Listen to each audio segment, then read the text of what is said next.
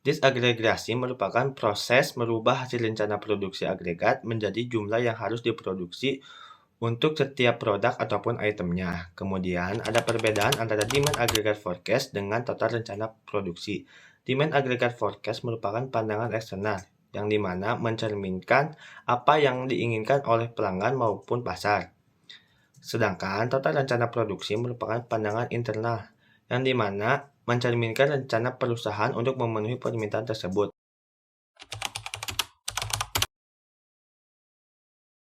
MPS atau Master Production Schedule. Yang pertama itu ada data permintaan total. Data total permintaan adalah sumber informasi yang digunakan dalam proses penjadwalan Master Production Schedule. Yang kedua yaitu ada status inventory. Status inventory mengacu pada informasi mengenai stok inventory yang tersedia untuk penggunaan tertentu. Selanjutnya yaitu proses pada MPS, perancangan tentang produk akhir dari suatu perusahaan industri manufaktur yang merencanakan memproduksi output berkaitan dengan kuantitas dan periode waktu.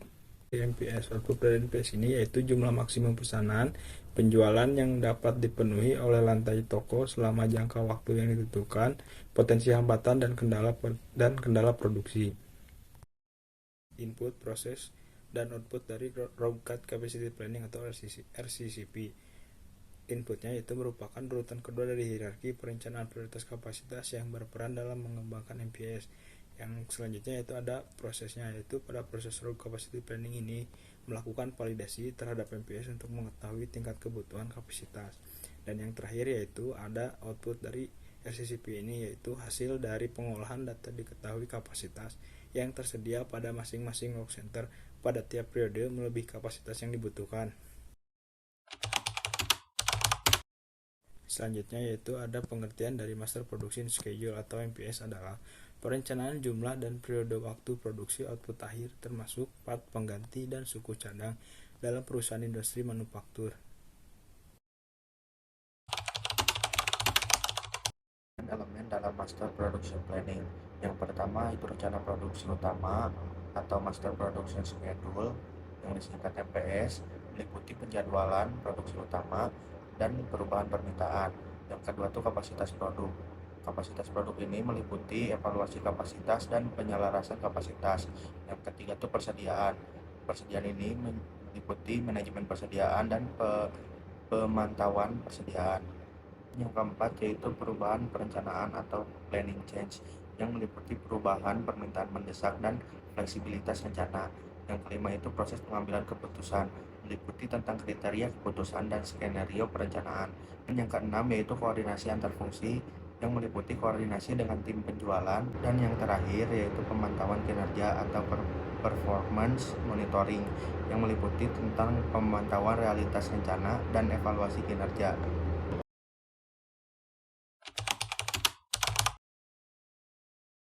Capacity atau BOC adalah kapasitas dari berbagai departemen yang dibutuhkan untuk membuat suatu produk. Dalam rencana produksi, Bill of Capacity ini atau BOC adalah dokumen yang menentukan jumlah pekerjaan maksimum yang dapat ditugaskan ke setiap sumber daya dalam periode tertentu.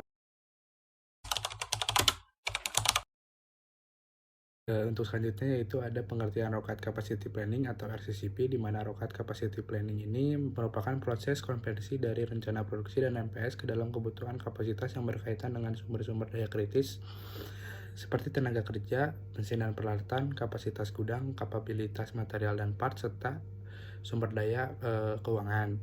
Lalu ada hubungan antara Master Production Schedule atau MPS dengan Rokat Capacity Planning atau RCCP, di mana RCCP ini melakukan validasi terhadap MPS. Lalu RCCP ini bertujuan untuk mengidentifikasi overloading atau underloading dari kapasitas produksi yang terjadi.